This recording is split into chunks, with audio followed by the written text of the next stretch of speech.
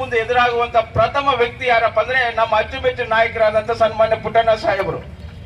ಈ ದೈಹಿಕ ಶಿಕ್ಷಣ ಶಿಕ್ಷಕರಿಗೆ ವೈದ್ಯನಾಥನ್ ವರದಿ 2006ರಲ್ಲಿ ಕಾನ್ಸ್ಟಿಟ್ಯೂಟ್ ಆಗಿ ವರದಿ ಕೊಟ್ಟ ಮೇಲೆ ಆ ವರದಿಯಲ್ಲಿ ರಿಪೋರ್ಟ್ ಇರುವಂತಹ 13 ಅಂಶಗಳಲ್ಲಿ 12 ಅಂಶಗಳನ್ನ ಯಥಾವತ್ತಾಗಿ ಜಾರಿಗೊಳಿಸಿ ಅತ್ಯಂತ ಪ್ರಮುಖವಾಗಿರುವಂತಹ ವಿಚಾರವನ್ನೇ ಮರ್ತಿರುವಂತಹ ವಿಚಾರ ಅನ್ನೋದು ಬಹಳ ಹೆಮ್ಮೆ, ಅತ್ಯಂತ ಅನ್ಯಾಯದ ವಿಚಾರ. ನಿಮ್ಮನ್ನ ಸಹ ಶಿಕ್ಷಕರನ್ನ ಪರಿಗಣಿಸಬೇಕು, ಮುಖ್ಯ ಶಿಕ್ಷಕರಾಗಿ ಭರ್ತಿ ಕೊಡುವಂತ ವಿಚಾರನೇ ಅತ್ಯಂತ ಡೈಮಂಡ್ ಡಿಮ್ಯಾಂಡ್. ಅದೇ ಗೋಲ್ಡನ್ ಡಿಮ್ಯಾಂಡ್. ಬೇರೆ ಎಲ್ಲಾ ಡಿಮ್ಯಾಂಡ್ಗಳು ಕರೆಕ್ಟ್ ಆಗಿ ಯಥಾವತ್ತಾಗಿ ಆಗಿದೆ, ಆದ್ರೆ ಈ ಗೋಲ್ಡನ್ ಡಿಮ್ಯಾಂಡ್ ಮಾತ್ರ ನಮ್ಮನ್ನು ಪಕ್ಕಕ್ಕೆ ಇಟ್ಟಿದ್ದಾರೆ ಅನ್ನೋದು ದೊಡ್ಡ ದುರಂತ. ಇದು ಈ ದುರಂತಕ್ಕೆ ನೀವೆಲ್ಲರೂ ಭಾಜನರಾಗಿದ್ದೇವೆ.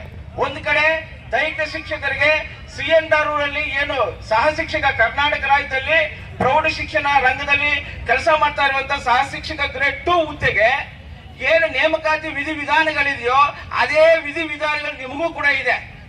ನಿಮಗೇನು ಬೇರೆ ಇಲ್ಲ, ನಮಗೇನು ಬೇರೆ ಇಲ್ಲ. ಒಂದೇ ಮೂಲ ವೇತನ ಇದೆ, ಒಂದೇ ವೇತನ ಶ್ರೇಣಿ ಇದೆ.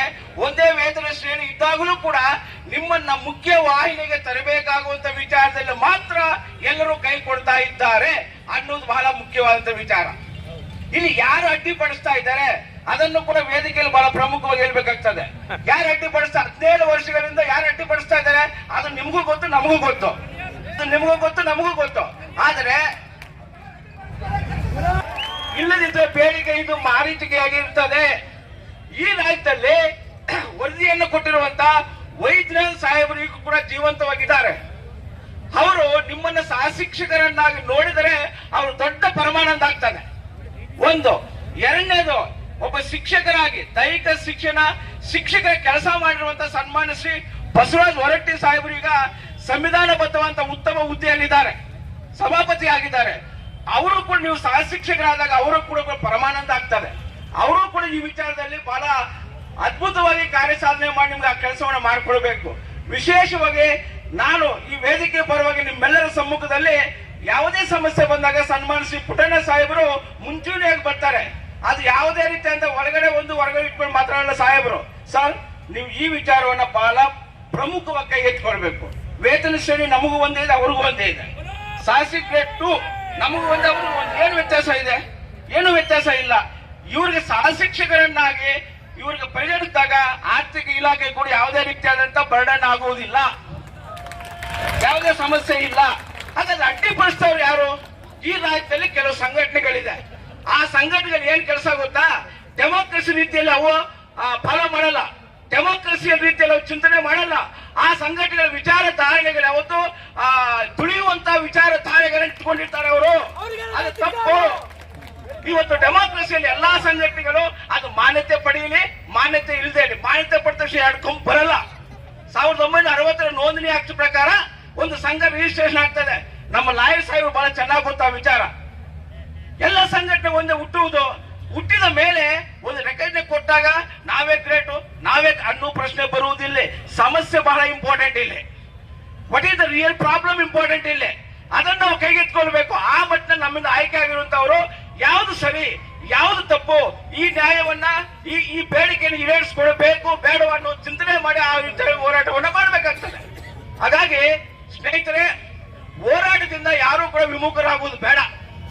ನಾವು ಹೋರಾಟದಿಂದ ಪಡೆಯಬೇಕಾಗ್ತದೆ. ಹೋರಾಟ ಇಲ್ಲಂದ್ರೆ ಯಾವುದೇ ಕಾರಣಕ್ಕೂ ಕೂಡ ಸಕ್ಸಸ್ ಆಗ ಸಾಧ್ಯನೇ ಇಲ್ಲ. ಹಾಗಾಗಿ ಇವತ್ತು ರಾಜ್ಯದಲ್ಲಿ ಪ್ರಾಥಮಿಕ ಶಾಲೆಯಿಂದ ಪ್ರೌಢಶಾಲೆ ಬಡ್ತಿ ಪಡೆದಂತ ಶಿಕ್ಷಕರಿಗೆ ವೇತನ ತಾರತಮ್ಯ. ಸೊ ಆ ವಿಚಾರದಲ್ಲಿ ಪ್ರಾರಂಭದಿಂದ 2014 ನಮ್ಮ ಜೊತೆ ಇರುವಂತಹ ಸನ್ಮಾನ ಶ್ರೀ ಪುಟ್ಟಣ್ಣ ಸಾಹೇಬ್ ಚೆನ್ನಾಗಿ ಗೊತ್ತಿದೆ. 6ನೇ ವೇತನ ಆಯೋಗದಲ್ಲಿ ಬರಬೇಕಾದ್ರೂ ಸನ್ಮಾನ ಶ್ರೀ ಪುಟ್ಟಣ್ಣ ಸಾಹೇಬರು ಕಾರಣಕರ್ತರು. 7th ಪೇ ಕಮಿಷನ್ ಕೂಡ ಆ ವಿಚಾರವನ್ನ ಬಹಳ ಪ್ರೆಸೆಂಟೇಷನ್ ಮಾಡಕ್ಕೆ ಅವರು ಕೂಡ ಕಾರಣಕರ್ತರು.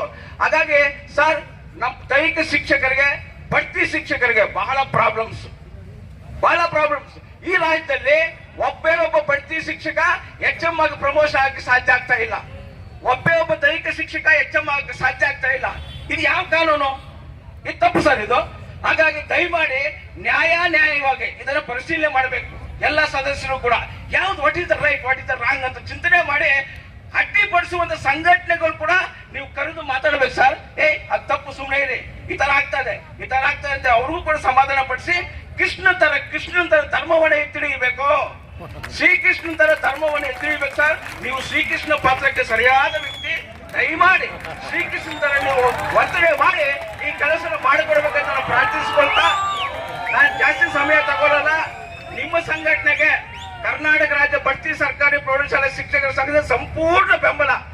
ಸಂಪೂರ್ಣ ಬೆಂಬಲ.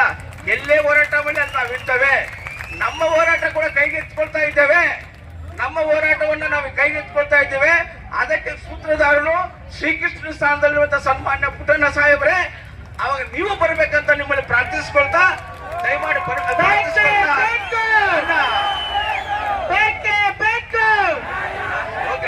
ಹಾಗಾಗಿ ನಿಮ್ಮ ಹೋರಾಟ ನಾವು ನಿಮ್ಮ ಜೊತೆ ಇರ್ತೇವೆ.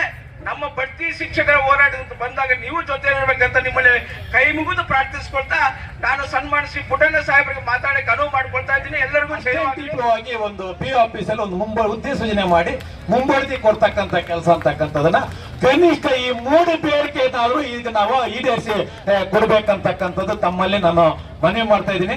ತಾವು ಮನಸ್ಸು ಮಾಡಿದ್ರೆ ಎಲ್ಲ ಶಾಸಕರು ನಿಮ್ ಜೊತೆಯಲ್ಲಿದ್ದಾರೆ. ನೀವು ವೇದಿಕೆಯಲ್ಲಿ ನಮಗೊಂದು ದಿನಾಂಕದೊಳಗೆ ಮಾಡಿಕೊಡ್ತೀನಿ ಅಂತ ಹೇಳ್ಬೇಕು.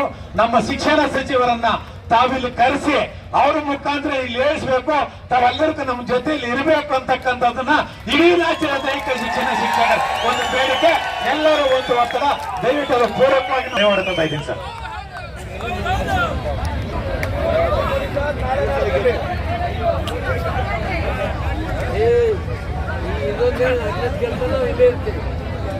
ವೇದಿಕೆ ಮೇಲೆ ಇರ್ತಕ್ಕಂಥ